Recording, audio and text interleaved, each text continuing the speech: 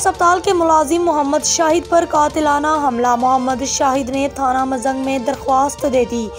मैं आज सुबह जब नाश्ता लेने के लिए निकला तो 4 मुसल्लह अफराद मुझे रोका और पिस्टल तान लिए। दरख्वास्त गुजार मोहम्मद शाहिद का इल्ज़ाम।